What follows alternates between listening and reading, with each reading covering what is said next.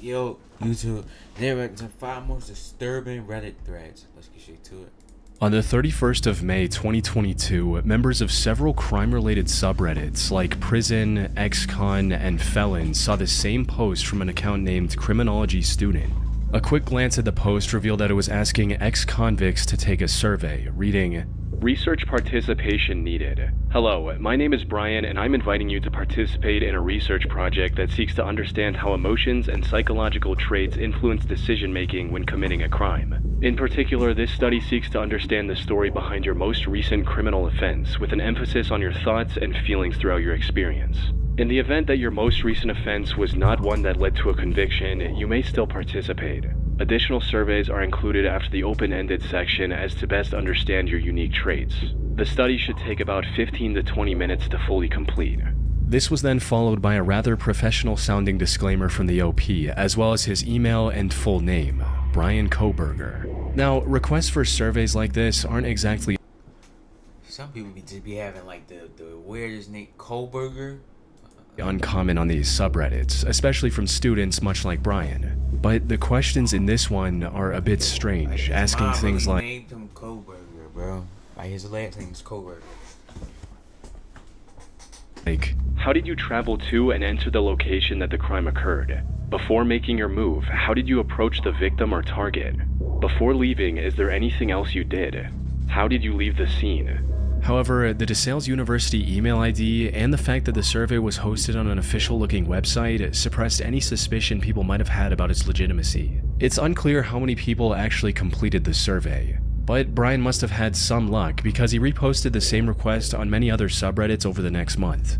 What none of the participants knew, however, was that this survey would end up becoming evidence for one of the worst crimes in Idaho's history. The police first became aware of the situation on November 13th, 2022 at around noon after receiving a disturbing 911 call traced to Moscow, Idaho. 911 location of your emergency. Something is happening. Something's happening in our house. We don't know what. What is the address of the emergency? 1122.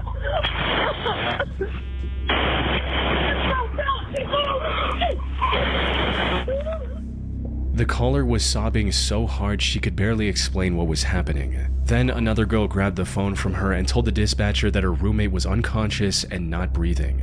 Officers rushed to the scene, expecting the worst outcome. However, nothing could have prepared them for the brutally gruesome scene they were about to walk into. The house, located on Kings Road, was the off-campus residence of several University of Idaho students. And upon arrival, the officers saw bloody remains of 4 of these students scattered throughout the house. All 4 of them had numerous lacerations and stab wounds and had tragically already passed away by the time help arrived. According to later autopsy reports, the 4 were attacked by likely the same person at around 4 a.m. One of the surviving roommates, who later called 911, remembered seeing a masked stranger roaming around the house around that time. But she was too intoxicated to trust her own vision and passed out shortly after locking her bedroom door. Crime scene investigators arrived at the scene shortly after the police and began looking for clues. Unfortunately, the only thing they found in the house was the leather sheath of a knife under one of the victims. This finding would prove extremely important later, but at the time it did little to help investigators identify the killer. The DNA present on it, for example, wasn't in the FBI's database. Though what made the case even harder to solve was the complete lack of motive. Nothing was missing from the house, and there were no signs the perpetrator had done anything other than commit the murders. With no other option, investigators began analyzing CCTV footage from around the region. And that's when they discovered a white Hyundai Elantra speeding away from the area shortly after the estimated time of the crime. Further analysis revealed that the same car had been circling the victim's house hours before the incident. Tracking this vehicle led to 28-year-old Brian Christopher Koberger, the same Brian Koberger who had posted this survey on Reddit months earlier. He had a master's in criminal justice and was pursuing a PhD at Washington State University. That said, This nigga nose is big as shit. he had no real connections with the victims. His presence in the general vicinity of the incident wasn't strong enough evidence to issue an arrest warrant either. So the investigators looked deeper, and using his phone data confirmed that he'd visited the house many times in the past. He also turned his phone off for several hours around the same time as the incident, something he had never done in years. He likely thought that keeping his phone off would prevent law enforcement from tracking his location. But this sudden break in pattern stood out even more, giving authorities the go-ahead to arrest Brian. However, tracking him down turned out to be far more difficult than investigators had anticipated. By the time they caught on to him, he was long gone from his university. And after a weeks-long manhunt, Brian was finally located and subsequently arrested on December 30, 2022. He was found hiding in his parents' home in Pennsylvania, over 2,500 miles away from the crime scene. Yo, every single chillin' scares video, bro, or this look crazy by the way, but every single chillin' scared video or Nick Crowley video, why is there always something happening in Pennsylvania, bro?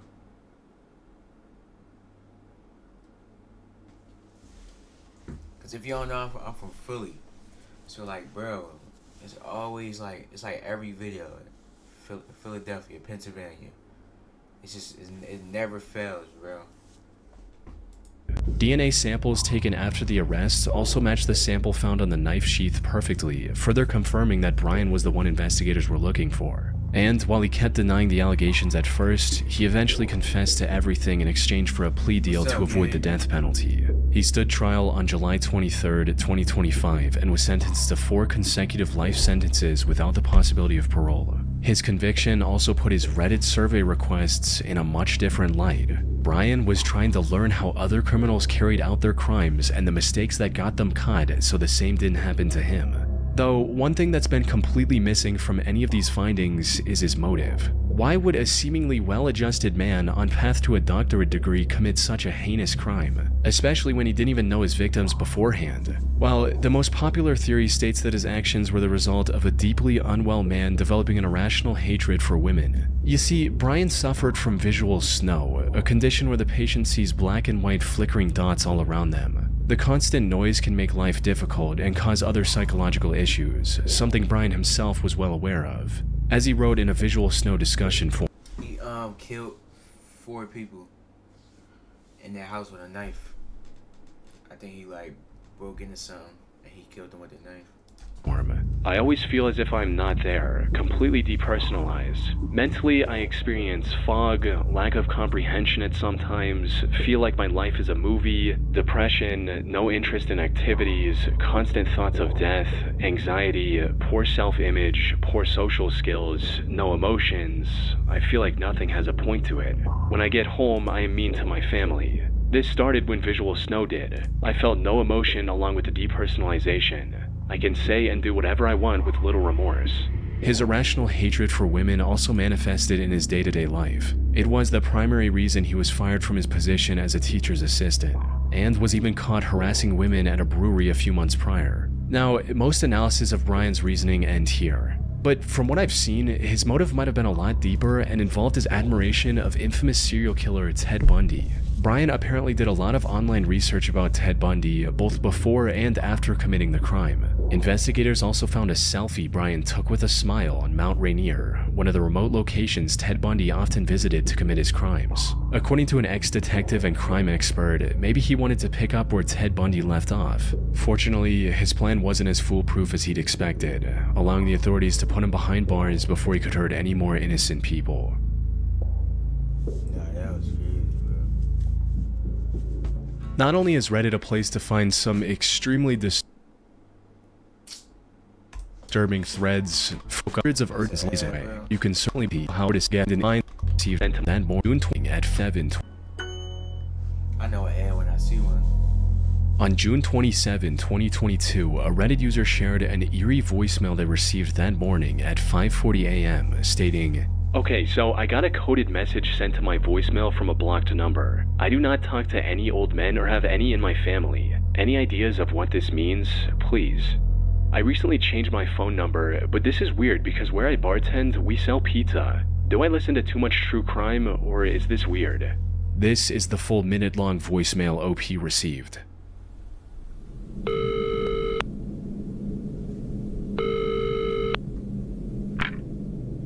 You should always judge pizza by the sauce, the dough, and the cheese, not by the toppings on it. Also, when ordering pizza, especially for delivery or pickup, it is not a bad idea to order it well done, as most places have a tendency to undercook it. especially when they're busy, like on Friday night. Now that is, Nigga, of what is course, he talking unless you about, like bro? it lightly cooked.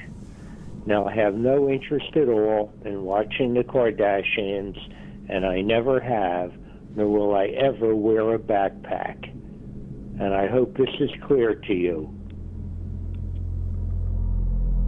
The whole thing sounded like nothing but incoherent rambling on a first listen. It started with a somewhat understandable point about judging pizza from its sauce, dough, and cheese, since those are the core components of pizza, but then the advice about ordering a well-done pizza made no sense, as pizza being delivered undercooked isn't really an option.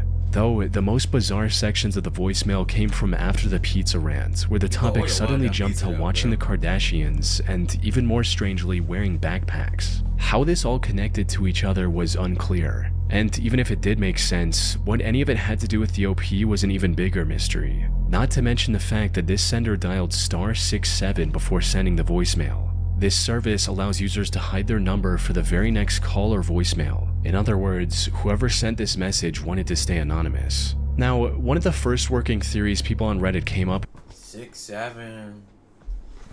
with was that the sender was more than likely suffering from dementia. One user even shared a personal anecdote on the matter to back this particular assessment, stating, "Sounds like someone with dementia. My grandpa would talk very much like this before he passed. At some points, he would even wake up in the middle of the night and have full-blown conversations with nobody." But while that all is a possibility, it doesn't seem very likely. Mainly because there are no pauses or stumbles between the different thoughts. It's as if the caller had rehearsed the message beforehand, or maybe even written it down before calling. Of course, this could just be a troll message with no real purpose other than to spook the OP.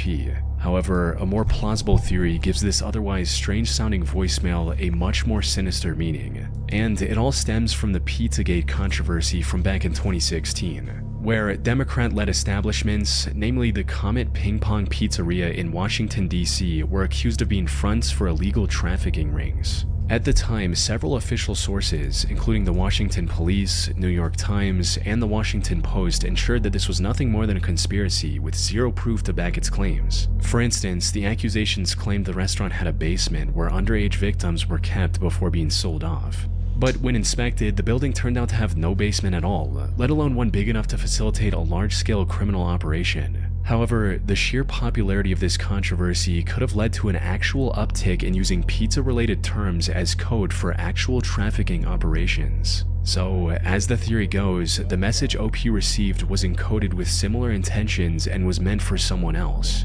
Especially with the addition of, "I hope this is clear to you" at the end, which implies a deeper meaning to those words. As one user put it, "It's some kind of coded message for a person who most definitely was not meant to be you." The "I hope this is clear to you" line, as well as it sounding like he's reading off of a prepared script, makes it seem pretty deliberate. The random mention of Kardashians and backpacks seems like another code in the midst of a weird rant about ordering pizza. Seriously, who undercooks pizza? And finally, the fact that they hid their number, it just kind of solidifies it in my mind. He either dialed the wrong number, which seems more likely as your line is already 3 years old, I think you mentioned, or tried to reach the person who had your last number. Following this logic, some other users tried to decipher the code, but without the actual key, there is no way to confirm or reject any of these interpretations. For instance, the undercooked or well-done parts could be a metaphor for the victim's age or their skin color. The mention of not watching the Kardashians could refer to the type of payment agreement the sender is looking for. And as one user pointed out, the Friday section could be a way to confirm the meetup date. The possibilities are truly endless. And as far as I could find, the OP never got any more messages, calls, or voicemails from this person, leaving the true meaning of this creepy, likely encoded message a complete mystery. On February 24th, 2015, Reddit user Concerned Hubs made a rather concerning post on r/legal advice. It read, "Need advice on talking to police regarding my wife. My wife has not returned home since she went out shopping late Saturday. It's getting to the point where I should call the police to file a missing persons report. I would like to be as helpful as possible when speaking to the police, but want to avoid triggering any suspicions about me. I hear a lot of stories of husbands being falsely accused when something happens. Should I only give them information in response to specific questions? Is there anything I should not bring up? I'm planning on contacting the police tomorrow morning. I can't postpone much longer as I'm getting messages asking about her and I don't want to say anything to her friends or family until I file the report first. I now realize that I should have talked to her friends and family first, but at this point I don't want to explain why I didn't file a report yet. Upon seeing this post, some people were genuinely worried for the safety of OP's wife and urged him to call the police immediately. Jesus Christ, man, call the cops. What is wrong with you? You should have called the cops when she didn't come home Saturday. However, with every comment he replied to, it became clear that the OP was more worried about not looking suspicious to the police than about his wife's well-being. Unless your wife is in the habit of disappearing for days at a time, what are you thinking? If I last heard from mine Saturday, I'd be totally freaking out. Well, I am totally freaking out. In addition to being concerned about my wife, I'm worried that this will snowball into something more than a missing wife case. It seems that the police can be overly suspicious in these situations. He a little suspicious, bro. There's no way you didn't call the cops.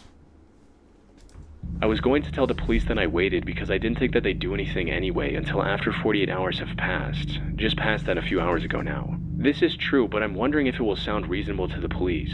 One person even suggested that the OP was just a troll, making up the whole story after watching a movie with a similar plot. But as with his other replies, the OP doubled down once again and focused more on not looking suspicious than addressing the situation itself. This sounds a lot like Gone Girl. You trolling? If not, then you're perhaps the most irrational person to show up here in a while. If that's the case, then I hope your wife is okay. Never seen Gone Girl and am not trolling. What have I said that's irrational? I just want to avoid the situation from developing into more than it has to be. And when people tried to call him out on his twisted thinking, he started lashing out, writing things like, "Who are you to judge what a normal person would be thinking in a stressful and scary situation?" In trying so hard to not look suspicious, the OP was only making himself seem guiltier with every passing minute. This resulted in most users accusing him of taking the life of his wife and then trying to learn how to avoid suspicion with the police on Reddit. So, where'd you hide her body? Seriously, just from this messed up post, I think you killed her. Does anyone else think OP killed her? As soon as people started making these accusations, however, the OP suddenly changed his story and miraculously found a convenient note his wife left behind, writing, "Update, she was leaving town for a while to spend time with an old friend. I'm going to have my wife's best friend make some calls to my wife's family and friends to let them know that she's okay. Update 2, looks like I'll be talking to the police today after all. Shortly after my wife's friend contacted my father-in-law to explain, I started getting very angry messages from her family saying that they're calling the police. My first thought was to call police right away before they do, but think I'll wait for now since it doesn't make sense for me to call just after finding the note."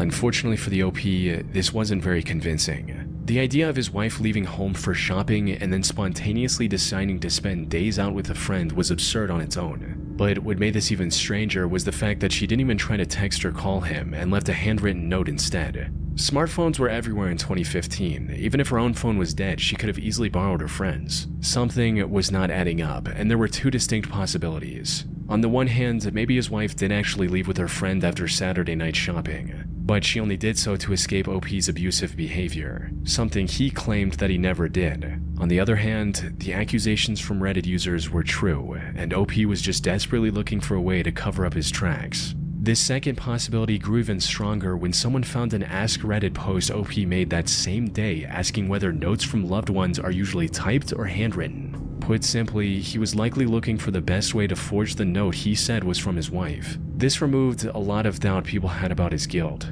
The OP, however, stuck to his recounting of the events from here on, and even posted long-winded stories about family drama with his in-laws. And after arguing with people on Reddit for a full day, the OP disappeared from the website. His last comment promised an update that never arrived, leaving his story without a clear end. Where he is now is unclear. Maybe it's prison if something nefarious really was going on here. But without an update or news article, we will never know for sure.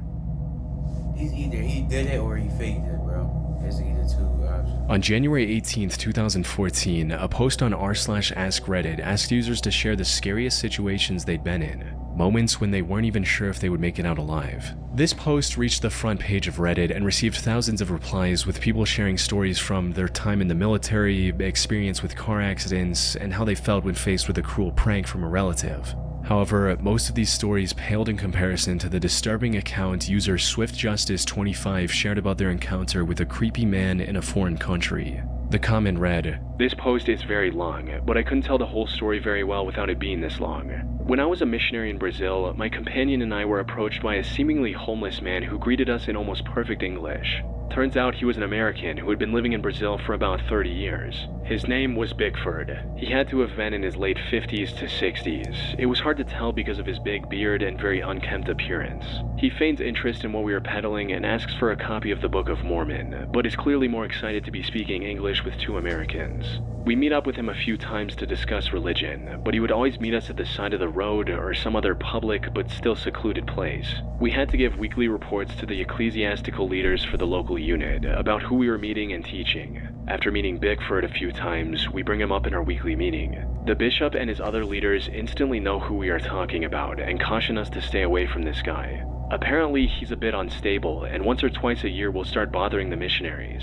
My companion and I can't believe the bishop is referring to the same person, and we continue meeting with him. I don't know how to adequately describe the creepiness of this guy. Between his disheveled appearance, flat out lying to us, and other small signs, he had a certain sinister vibe. But with nothing concrete to put our finger on, we continued to speak to him. Occasionally, he would run into us outside of the house we lived in. In one of these encounters, he invited them to his house in the jungle, all while talking about how nice and wonderful it was there. The OP and his partner reluctantly agreed and showed up at the I'm going to a random person's house in the jungle, bro. road closest to the house. Bickford arrived a bit late and then told them to follow him into the jungle through waist-high foliage and insects. However, what they witnessed on the other side of the trail was beyond disturbing.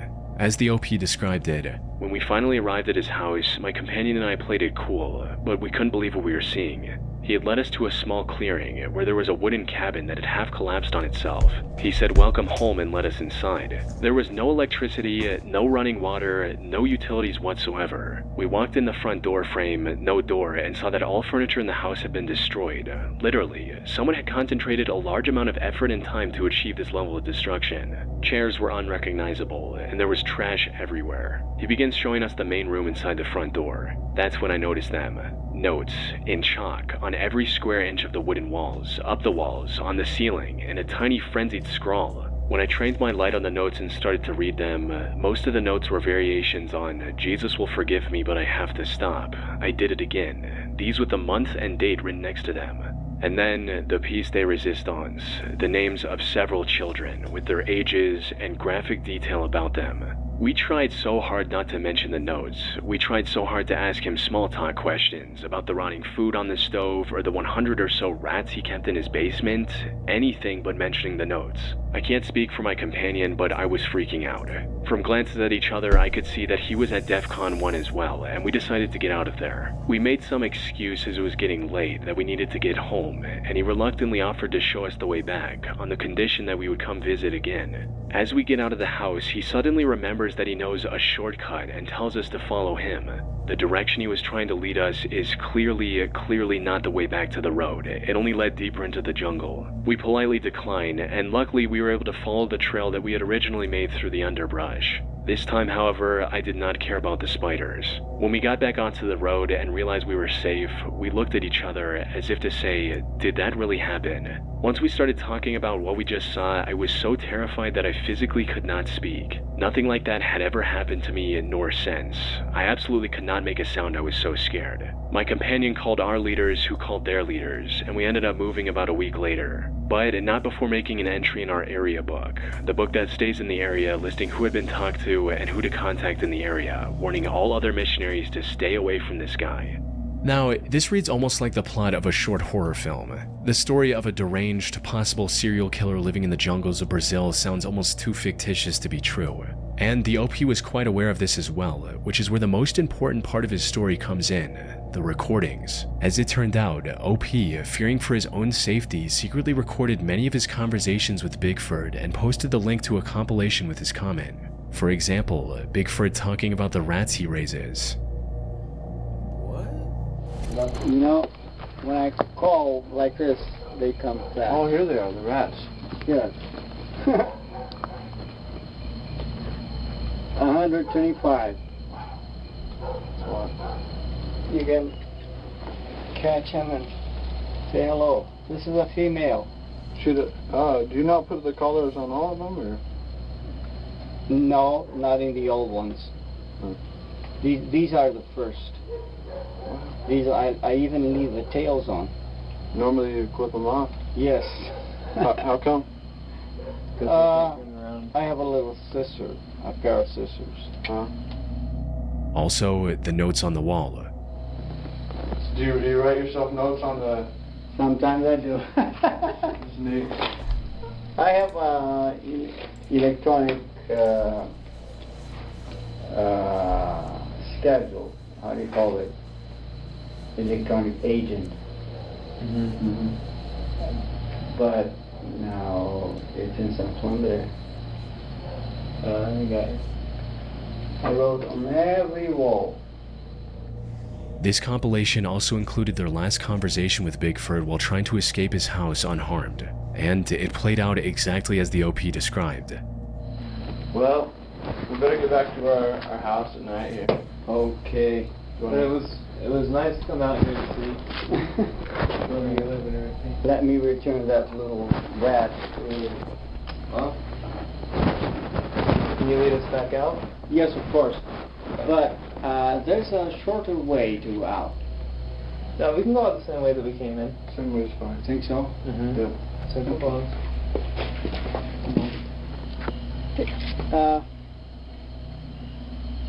Please come this way. All this way to the gate is so wet. You're going to. It's okay, no. I'd actually prefer to go that way, because that way wasn't so bad. Oh. I don't even know. Well, so there's a short. You know, remember that street I told you? The street is closer here from this way. Let's go. We can pass by the same place we were 2 minutes ago. But We can go back just the same way. That way we can learn it better. For the next time. That way we can learn it better for the next time. all right. Hearing this highlights the full extent of the danger OP and their partner were in. Who knows what cruel plans Bigfoot had for them if they had been gullible enough to follow him deeper into the woods. Fortunately, they managed to escape unharmed and lived to tell the story. Near the end of his comment, OP also mentioned that they did report Bigfoot to both the local and Brazilian federal police.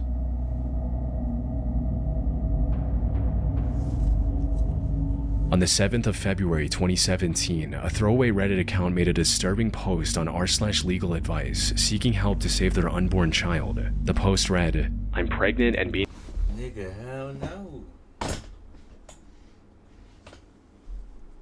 investigated by DCS.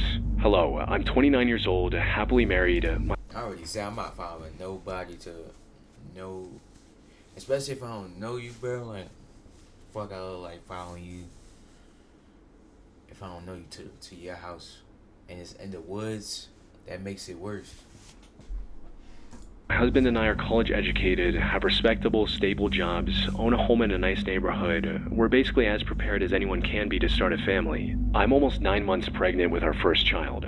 The problem is that 11 years ago, when my husband was a freshman in college, he was arrested for possession of marijuana. It was a large enough amount that he was charged with a Class D felony. Our jurisdiction is very harsh regarding marijuana, but not intent to deal. He pleaded guilty and did his time in probation without a problem, passing every drug test along the way. He has not touched marijuana or any other illegal substance since, and we rarely even drink and haven't at all in over a year. I have no criminal record and have never done drugs myself. It was a stupid mistake he made as a foolish 18-year-old, and he's worked hard to put it behind him. Someone has apparently contacted child services in our area and informed them that we are drug users. This accusation is being taken very seriously because of my husband's record. We have been as cooperative as we could be with our caseworker. We've been interviewed, our home has been examined, and she found nothing remotely suspicious or incriminating. We have both taken drug tests and passed. Our caseworker says that everything looks just fine so far. Unfortunately, she also says that there's still the possibility that our child could be taken from us in the labor and delivery ward and that we won't be allowed to take her home. I was devastated and horrified to hear that. When I asked why, she said it was not up to her and we'll have to wait and see, which made absolutely no sense to me. What gives? I feel like there's something she isn't telling me, but I have no experience with DCS and I'm not aware of anything we could have possibly done wrong. I know they'll have to test my daughter for drugs when she's born, but she has not been exposed to drugs. Nothing more than prenatal vitamins, not even Tylenol. What? And don't make no sense. Test her for drugs. She just was born. What do you mean? And I already proved that by passing a drug test. I'm scared and confused. Do I need a lawyer? I have anticipated spending our savings on our new daughter/parental leave, but I will use that money for a lawyer if I have to. This was a tragic situation all around. The fear of losing their first child just minutes after birth is overwhelming enough. Not to mention the physical stress OP must have been under, which could have negatively affected her and by extension her baby's health. Most people who I feel like the only way that happens if like the parent is on drugs. And then like affect the baby, but came across this post sympathized with the OP and tried to help the best they could. Some suggested continuing to cooperate with the authorities, while others told the OP to lawyer up as soon as they could. But for a large number of people, something about the whole situation just didn't sit right. I am a former Indiana CPS investigator/assessor. Something here is not making any sense at all, unless the law has changed greatly in the last few years when I left the department. As of this moment, you are pregnant, correct? You don't have any children. They're investigating the fetus? Former CPS worker here too. Agree with you. CPS does not investigate pregnant women with no current children. Something is not right. They urged the OP to take a closer look at the investigation, maybe even call CPS and DCS directly and inquire about the ongoing investigation. Even then, none of these commenters could have expected just how correct they would be. The truth came out on February 22nd when the OP returned with a very important update, stating, I contacted and met with a lawyer and explained the situation to him. He seemed to agree that something was very fishy. To make a long story short, the woman handling our case has no affiliation with DCS. I'm still in complete shock. We went straight to the police. They're taking this very seriously. I can't give a lot of details because it's an ongoing investigation, but she seems to have been a very skilled/well-researched liar. I never would have known anything was amiss without the advice of this subreddit and the intervention of my attorney. I feel like a complete idiot, but the instinct to cooperate unquestioningly when faced with an intimidating authority figure is strong. I haven't had the baby yet. We're staying at a trusted family member's home until the baby is born. My OB and the hospital we'll be delivering at have already been informed of the situation and will be taking the appropriate security measures. I'm still freaking out, but we're taking every precaution for the safety of my child, and hopefully everything will turn out okay. Thanks again, everybody, truly. However, while the OP's situation had a somewhat happy ending, it's hard to imagine what would have happened if she hadn't turned to the internet for advice. Whoever this imposter was clearly did her homework. She knew about the husband's past felony and had enough legal knowledge to pose as a government worker for months without getting caught. An even scarier thought is what this imposter was planning to do once she had the newborn baby. The best case scenario would have been a legal adoption in exchange for money, but there were far worse possibilities for what could have happened to that infant. Luckily, the crisis was averted before it happened. That said, I wasn't able to find any reports of this imposter ever being identified or arrested. Having such a dangerous person still out there could be disastrous for who knows how many vulnerable families. Interestingly, while looking for reports on this individual, I came across an article about the police in Greenfield, Indiana looking for a woman who impersonated a DCS worker. This was from back in 2014, 3 years before the OP made her post. In other words, there's a possibility that the police in Greenfield were looking for the same person. Maybe she somehow avoided getting arrested and went after the OP years later. On a similar note, a 44-year-old woman named Lisa Nakrelli was arrested in June 2023 for impersonating a CPS worker and trying to kidnap a 4-year-old boy. She later claimed that she was just trying to scare the parents a little for leaving their son unattended. Fortunately, the court did not buy her excuse one bit. She is still awaiting trial, but if convicted on all charges, she's looking at up to 12.5 years in prison. This incident happened in Ohio, a neighboring state of Indiana. Put simply, there's a non-zero chance that Lisa was the very person Indiana police were searching for in 2014, and the same woman who posed as a DCS officer in front of the Reddit OP. If this is the case, she likely moved to Ohio after getting exposed in Indiana and tried pulling the same trick all over again. Though I should mention that this is nothing more than an educated guess on my part based on everything we've seen. Maybe we'll finally learn the truth when she eventually stands trial. That's crazy, bro.